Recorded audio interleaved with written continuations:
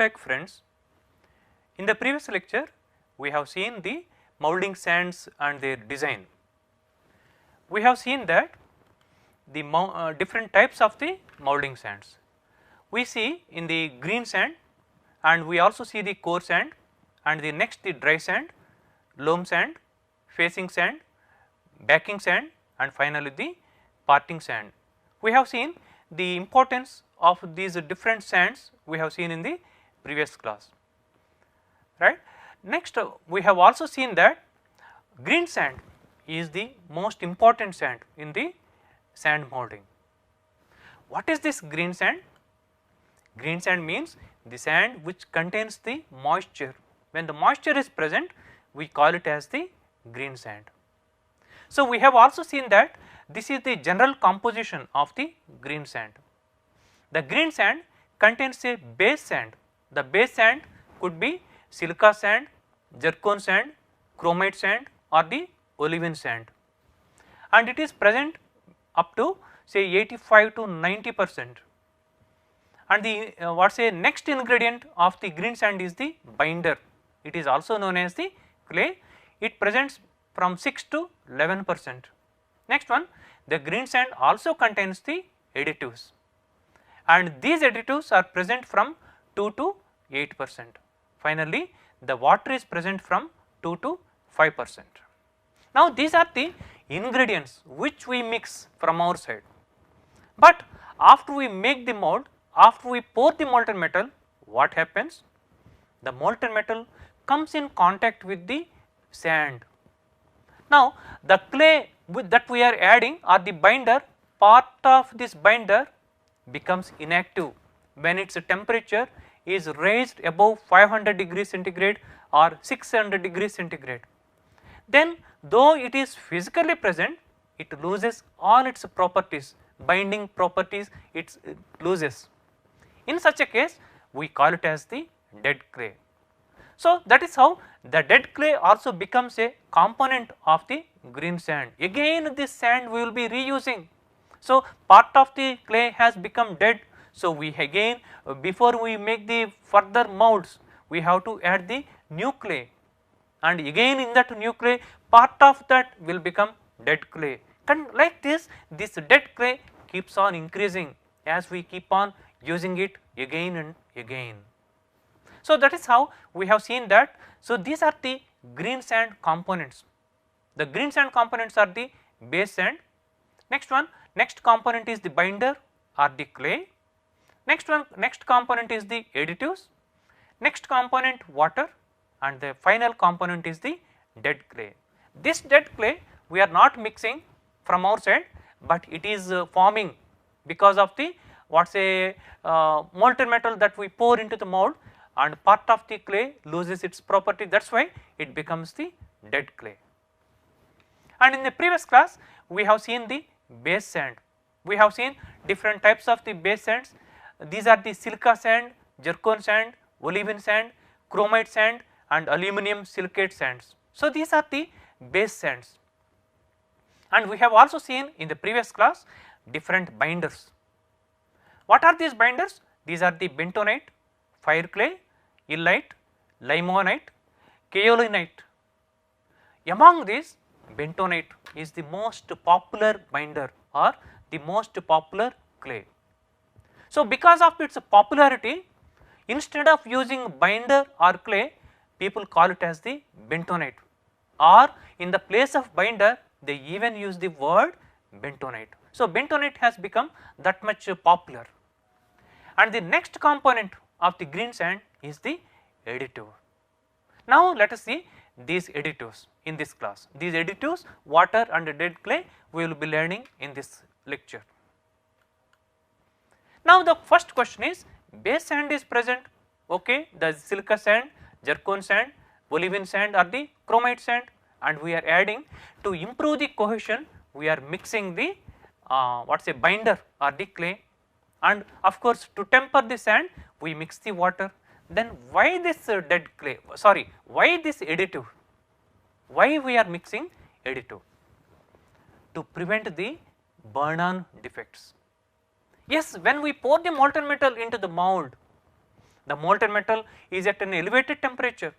Maybe for the non-ferrous alloys it is about 700 to 800 degree centigrade, the pouring temperature, whereas for the ferrous alloys the pouring temperature is between say 1600 to 1800 degree centigrade. At such high temperature, the molten metal may burn the surface of the mould cavity. In such a case, what happens? The sand burns. Once the sand burns, even the surface of the solidified casting burns. That is how we get the burn-on defects. So, this problem has to be tackled. So, to minimize this burn-on defects, we mix the additives. Next one, to develop a smooth surface on the casting. For that purpose also we add the additives. Now remember that in the sand moulding, the sand mould is made up of sand. What about this, what is a surface of the cavity? It is composed of the sand grains, and these sand grains will have some irregularities, and into these irregularities if we pour the molten metal, what will happen? Molten metal solidifies accordingly, and even on the solidified casting these irregularities will be there, and finally we get a rough casting.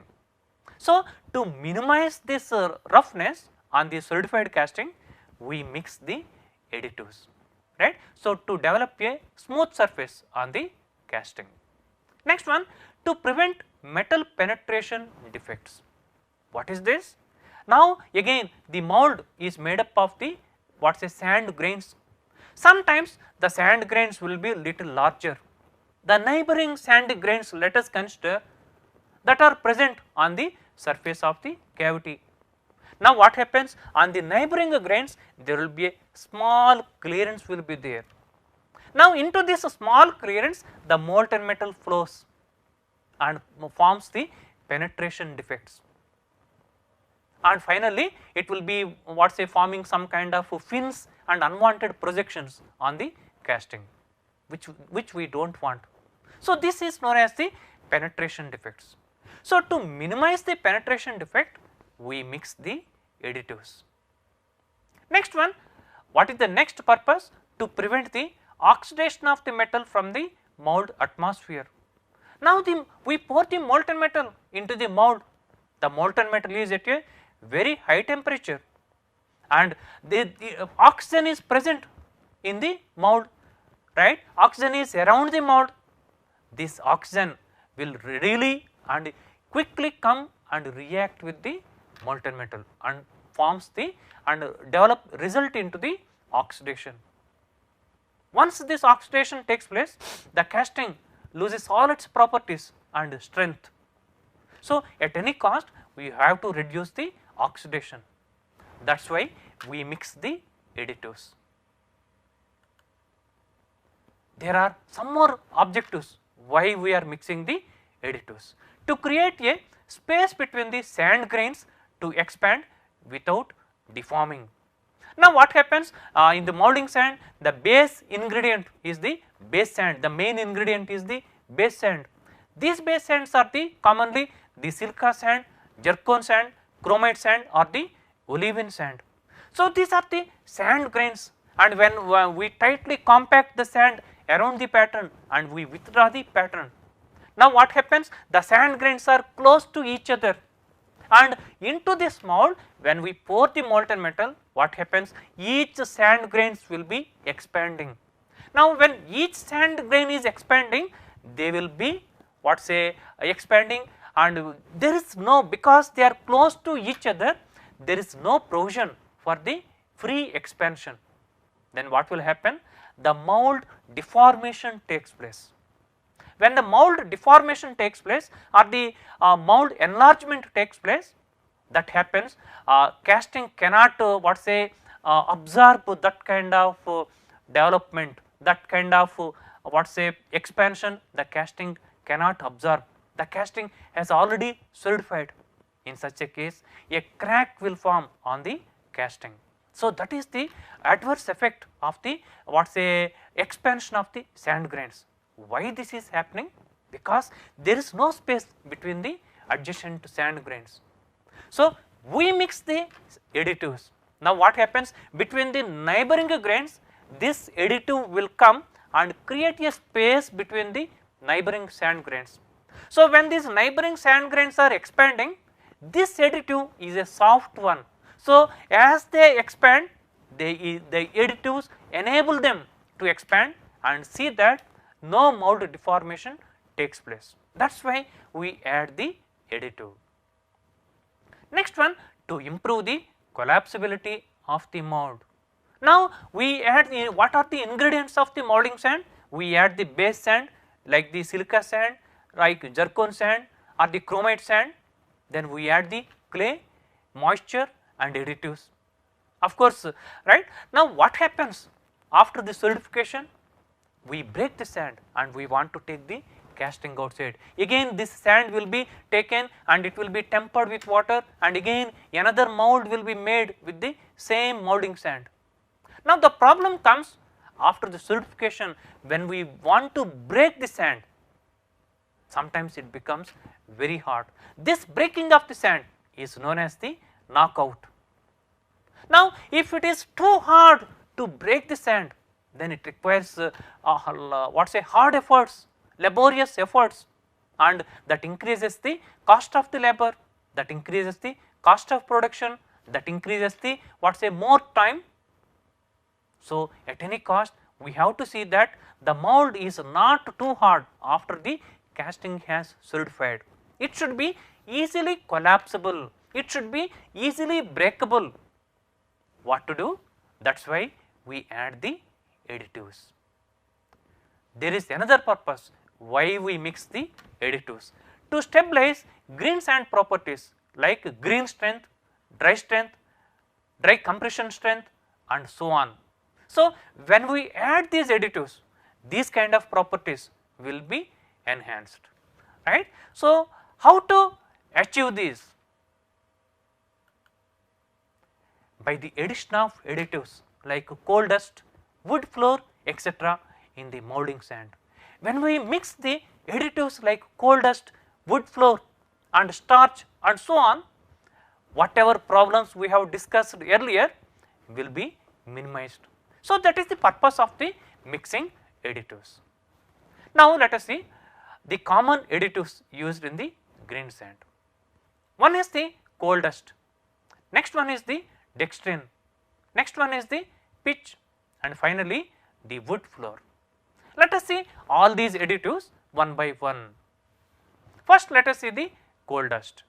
Coal dust is a fine powder which is created by the crushing, grinding or pulverizing of coal. So this is the coal dust which is obtained by pulverizing the coal. You can see, yes, after the coal is pulverized, so it looks like this. So this is the coal dust. So this coal dust is added to the molding sand along with the base sand and the clay. What does coal dust do? What happens when we mix the coal dust with the molding sand?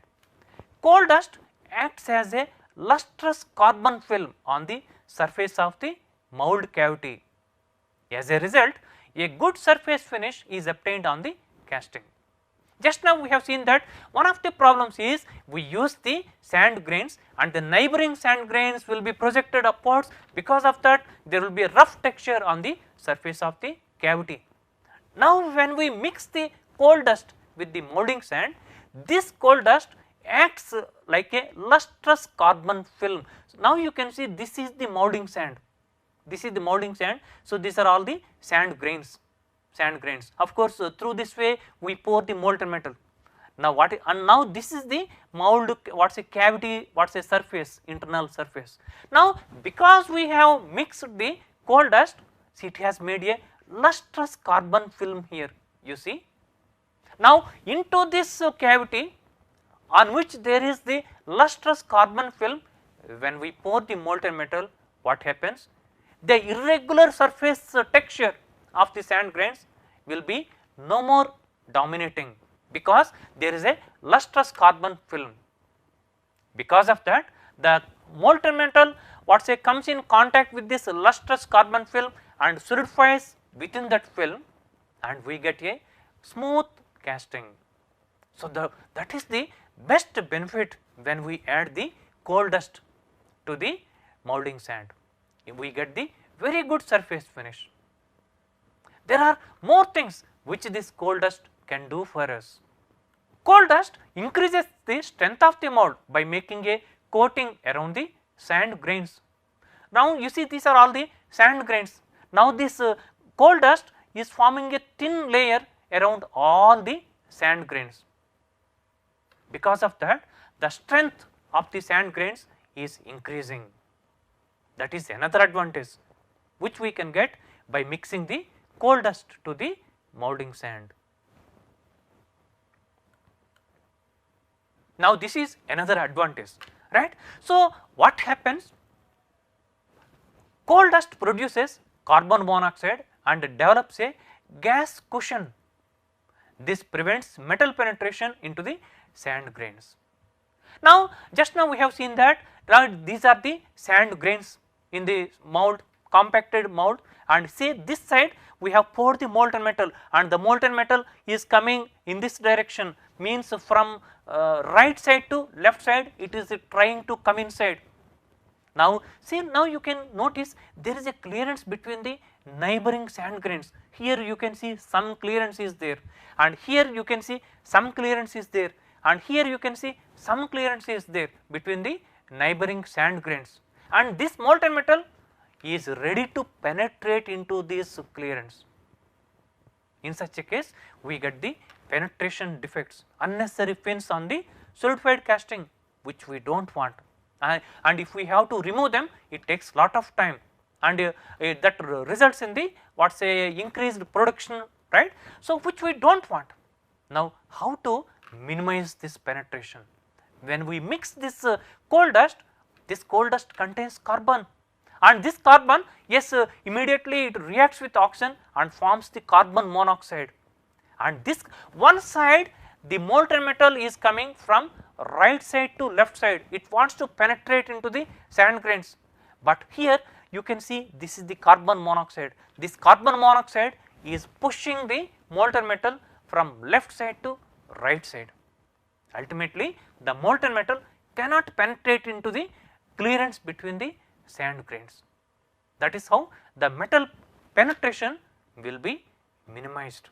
So this is the another benefit which we obtain by mixing the coal dust with the moulding sand. There is another benefit which we can get by mixing the coal dust with the moulding sand. Coal dust produces carbon monoxide and prevents oxidation of the metal. Just now we have seen that carbon monoxide is produced, and this carbon monoxide pushes the molten metal which is trying to penetrate into the sand grains. That is not the only thing which this carbon monoxide does, it prevents the oxidation of the metal. Now this is the liquid metal, and this is the mould, what say mould, and this is the mould cavity surface. Now this molten metal can come and it may react with the oxygen which is present in the surroundings, but now carbon monoxide is there. This carbon monoxide causes the reduction, it is a reducing agent, it will not allow oxidation to take place. So no oxidation takes place because of the development of carbon monoxide. So this is the another benefit which we can get by mixing the coal dust with the moulding sand. The oxidation of the molten metal will be minimized. So we have seen among the additives we have studied about the coal dust and its what say important what say benefits we have seen. Next let us see the dextrin. What is dextrin? It is an organic additive obtained by the hydrolysis of starch. Dextrin improves the moulding sand properties such as dry compression strength and erosion resistance of mould surface. The sand generally it contains the compression strength in the green state, means when the moisture is present it contains the required compression strength, but the moment we pour the molten metal all this moisture will be evaporating and it goes out, then the moulding sand becomes dry. In such a state some sands may not contain or may not develop the compression strength, but when we add the dextrin, even after the moisture is completely dried out, the sand will continue to possess the dry compression strength. Next one, by adding the dextrin, we also make the sand to develop what say erosion resistance of the mold surface. Because of the presence of the dextrin, it has a resistance against the erosion. As the molten metal is flowing into the cavity, it is possible that the mold cavity may erode some sand particles. Because of the addition of the dextrin, this erosion of the sand particles will come down. So that is these are the benefits that we can obtain by mixing dextrin, which is another additive, along with the molding sand. So this is the typical appearance of the dextrin. So this is obtained by the starch. Next one, let us see the pitch, which is another additive. It is a distilled form of the soft coal. It can be added from 0.02% to 2% in the mold and also in the core sands. It enhances hot strength, surface finish and mold surfaces. Again, this is the hot strength. Just now we have seen that by the addition of the starch, what happens? By the addition of the dextrin, the dry compression strength is improved. Now after some time, what happens? The sand becomes not only dry, but it becomes hot, because the molten metal is in touch with the mold surface for a long time. So no doubt in the beginning itself it has become dry, now it has become hot, means its temperature has gone up.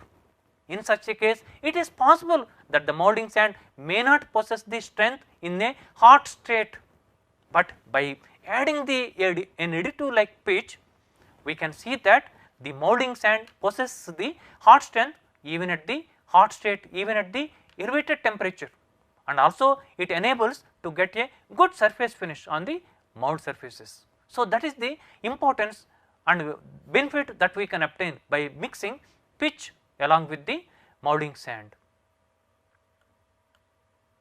Next one, let us see the last additive among the last additive, that is the wood floor. This is the wood floor. Wood floor is finely pulverized wood. Just like we have seen that coal dust, right? Coal dust is pulverized coal. Similarly, wood floor is the finely pulverized wood, right? Its particle range from a fine powder to roughly to the size of a rice grain. So it looks like this. So again, say there will be fine powders will be there, coarse powders will be there, but they look like this. So this is obtained by pulverizing the wood. It is relatively it's relatively long thin fibers prevent the sand grains from making contact with one another. Thus they reduce the mold wall movement. Just now we have seen that the mold contains the sand grains, maybe the silica sand grains or the zircon sand grains. If they are close to each other, they cannot expand, because all the grains are expanding. Finally, if there is no space between the adjacent neighboring sand grains, there will be deformation of the mold. Now when we mix this wood floor, its particles will be fine powders, sometimes there will be long fibers as long as a rice grain. So they will be placed between the neighboring sand grains, and these are soft grains. So when the neighboring sand grains want to expand, these soft grains allow the neighboring grains to expand without causing any mold deformation. That is how there won't be any mold wall movement. When there is no mold wall movement, no damage to the casting, no crack on the casting. So that is the important benefit that we can obtain by adding the wood floor to the molding sand. Next one, it can be added from 0.05% to 2% in the mold and also in the core sands. It increases the collapsibility of the mold and the core sands. Just some time back we have seen, in some cases it is very difficult to break the sand. After the casting is solidified, we have to break this sand. This is known as knockout. Sometimes right, it becomes more efforts, it requires more labor. Now what happens when we add this wood floor, because this wood floor is very soft, it enables easy breaking of the mold after the solidification is over. So it increases the collapsibility of the mold and also the cores, and also it improves the flowability. Flowability means its ability to flow around the pattern during the compaction process. So these are the different benefits that we can obtain by adding wood floor in the molding sand. So far we have seen these are the sand, what say green sand components. We have studied the base sand, we have studied the binders, we have just now we have completed the additives. Next one, let us see the water, which is the fourth component of the green sand. So this is water, right, one of the most right influent element, right. So sometimes it contains the cations and sometimes it contains the anions. If there is cation, there is development of mold sand properties, whereas anions, it contains the impurities that affect the bentonite properties or that affects the binder properties. Now what happens is, what kind of water to add in the molding sand? We have seen that water can be mixed from 2 to 5%, but can it be any water or only a particular water we have to mix? There is a reason. We have to add the normal water, not the salty water, because salt deactivates the bentonite's electrostatic bond properties, right. You can see when this is the case when normal water is added without, means no salt is present in that. Now say this bentonite, in the bentonite there is sodium, what say ions are there. Now the sodium ions they will be improving the electrostatic bond property of the bentonite. Now let us see the next case. This is the polluted water. Let us assume there is some salt is present, say for example some sodium chloride. Now what happens? We can see sodium ion is there, and sodium here is the chlorine ion which comes because of the impurity. Now this chlorine and sodium have got the highest affinity, and because of that they come close to each other, they make a bond. Ultimately the electrostatic bond property of the bentonite comes down.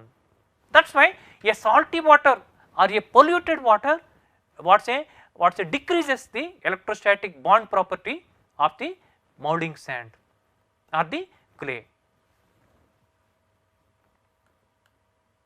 So we have learnt about the water also. We have seen what kind of water to add, and we have seen that we should not use the polluted water and we should not use the salty water.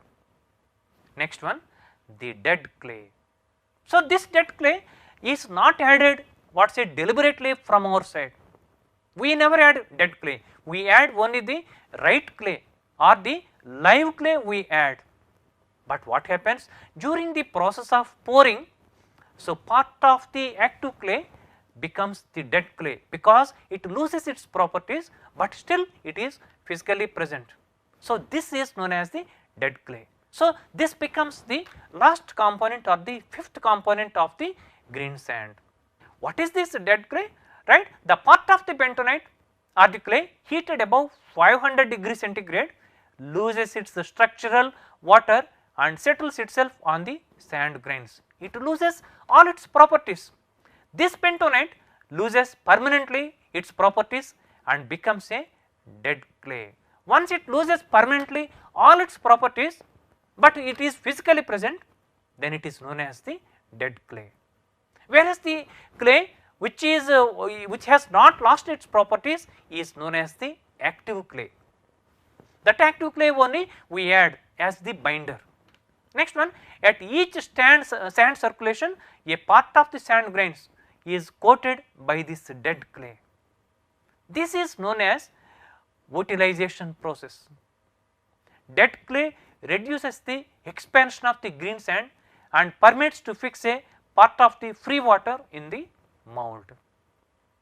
So this is the dead clay, and here we can see high utilization and low utilization. So this is the green sand formula, right. So we can see here we can see silica sand, or we can say this is the base sand plus dead clay will be there. Next one, active clay will be there, right. Then there will be additives will be there plus water. Now how can we say 100% the total green sand is the this one, this is the what say silicon dioxide or the what say silica sand or the any base sand plus DC, DC means dead clay, and next component is the active clay, and there is another component that is the LOI, loss on ignition. Some sand or some clay is burnt and it is lost, so this is the loss on ignition, so that is also countable. Finally here is the moisture. Proportions of green sand for cast iron, right. So how to make the green sand for cast irons? So base sand is present from 75 to 85%. Active binder or the binder which we add freshly or the active clay is from 6 to 10%. Next one, dead clay, this we are not adding, that comes by automatically, that is generated during the process of what say pouring and what say molding, it is generated, it is between 5 to 8%. Next one, loss on ignition, this is also not from our side, it is generated or developed, this is from 3 to 5%. Finally the moisture is 2 to 4%. So this is the proportion of green sand for the cast iron castings. Next one, proportion of green sand for steel castings. The base sand is from 75 to 85%, active binder or the clay or the fresh clay is 8 to 12%, dead clay is from 6 to 9%, loss on ignition LOI it is from 2 to 3%, finally the moisture is 2 to 4%, sorry the loss on ignition is 2 to 3%, okay. Next one, metal to sand ratio. Next one, just until now we have seen how to prepare the green sand. What are the ingredients of the molding sand? We have seen. What are the components of the green sand? We have seen. What are the different clays? We have seen. What are the different binders? What are the different additives? What are the benefits that we can obtain by mixing the additives to the molding sand? We have seen. And we have seen the importance of the moisture and the concept of the dead clay we have seen. Now the next question is metal to sand ratio. The molding sand or the green sand is ready, maybe you are going to make a casting of 10 kgs. For 10 kgs how much sand is to be used? Say again the quantity or the consumption of the green sand must be optimized, it should not be too much. If you use too much more than required, it is a loss to the industry. So let us see the optimum metal to sand ratio, right. For this is the typical say metal to sand ratios for ferrous castings. Metal to sand ratio is 1:9, means if we are making a casting of weight 1 kg, we have to use 9 kgs of green sand. Similarly for non-ferrous castings, the metal to sand ratio is 1:5, means if we are making a casting of weight 1 kg, we have to use 5 kgs of molding sand. Now this is the mixing of the green sand.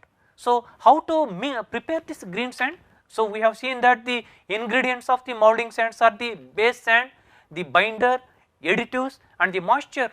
How to prepare them? So we have to put all these ingredients in the right proportion into a sand muller. So this is known as the sand muller, right. See you can see here there are 2 rollers are there, here is one roller and here is one roller, and there will be 2 blades will be there, here is one blade and here is one blade. So all these ingredients will be dumped inside and this will be rotating maybe for about 15 minutes, and after that say all these ingredients are nurtured thoroughly and we get a very good mixture of this green sand, right. So this is achieved by putting the ingredients through a sand muller which rolls and stirs the sand. Now after this process is known as mulling. After the mulling is over, each sand grain is coated with clay. Each sand grain is coated with additives and moisture. So, they are that much what say nourished and mixed. Next one, it can be continuous and batch type Muller. Sometimes in some industries this what say sand mixing is continuous, they keep loading and at the same time at the bottom they used to keep unload and this process goes on, or sometimes it can be done in a batch wise, right. Production may be whenever there is a requirement, these ingredients can be kept inside the Muller and they can be mixed and that sand can be taken and after some time again it can be operated. So, this can be operated in a batch type and also continuously. And you can see this is a what say bigger Muller, you can see inside. So, this is here the door is open and here we can see there are so many blades are there. So, this is a larger Muller, sand Muller, and this is the green sand preparation system for a large scale, right, industry. They look like this. Now, once this sand is what say prepared, right, if it is a small what say industry, it is carried manually, but in a large scale industries this will be carried automatically by the conveyors. There will be pneumatic sand conveyors will be there. So, this is a pneumatic sand conveyor. Through this conveyor the sand will be taken from the molding shop to the or the sand shop to the molding shop, and these are all the storage systems. So, this is the circulation of the system in a sand casting process, and here we can see this is the preparation of the molding sand, right. So, we are mixing the what say base sand and the binder, additives and the water are mixed here, and here we are mixing. Now, this what say mixed green sand is going to the mold shop, and here of course parallelly we also make the core. Remember, core means an object which is kept inside the mold to create some hollow cavities inside the casting. So, here a core is made. So, this core is also made and the molding is done and inside the mold the core is kept. Now, it is the pouring. Now, we do the pouring and after some time the poured metal solidifies and we will be this breaking the sand. So, this is known as shakeout or knockout, right. Now, what happens, there will be some sand loss will be there and gas emission will be there here we can see, and burning out of the clay and what say C-coal means that is the additive, burning of the binder and additive will be there, then sand losses will be there, then we what say take the casting outside. Now, this sand will be again going to the sand preparation shop where it will be again tempered with the water, again it will be remixed. The problem is it may contain some unwanted metallic objects inside the sand, maybe the penetrated metals or sometimes we use the chills. These chills or some other components, metallic components or hard sand lumps may be present inside. So, they have to pass through the screening here, right, and there will be a magnetic separator will be there. So, when the sand is what say sand which we obtain from the shakeout, when it is passing again going to the sand shop, it has to pass through the magnetic separator. If there are any unwanted metallic objects are there in the sand, they will be absorbed, they will be caught by the magnetic separator. Next, there will be a screening to screen the very hard what say sand lumps. Finally, it will be cooled down, again it will go to the what say sand preparation shop, and this is the there is another system parallelly, and the dust extraction system will be there. So, when you what say break the sand, when we do the shakeout or the knockout, lot of dust will be arising. So, there has to be a system to tap what say collect the dust. So, this is the dust extraction system. Again the sand continues to what say circulate in the same cycle. In between yes, people add the what say clay or the binder, because part of the clay becomes the dead clay. So, remember the typical this is the typical sand balance diagram for the green sand. So, remember always there is a sand loss.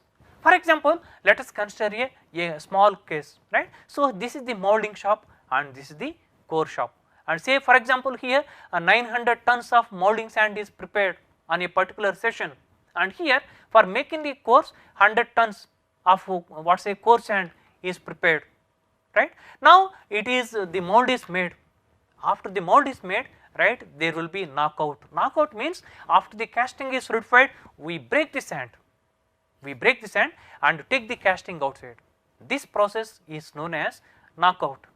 Now, again this what say it is going to the mill room, and you can see we are not getting the 100% sand. By the time you see it comes to the again molding shop, it is only 95% of sand we are getting. There will be sand loss will be there, right. So, waste is 5%, and again we have to add the new sand. Generally about 5% new sand is added, and along with that a proportionate amount of the what say binder or the clay is also added. Again when you are making the what say or when we are retempering the molding sand. So, remember always there is a sand loss in the what say circulation system.